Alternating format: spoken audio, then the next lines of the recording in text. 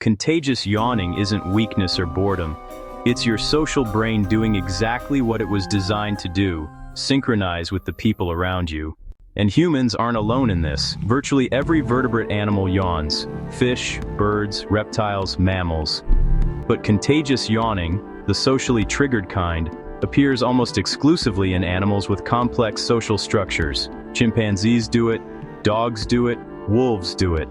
And fascinatingly, dogs will yawn contagiously in response to human yawns, suggesting the social bond between humans and dogs runs deep enough to cross species.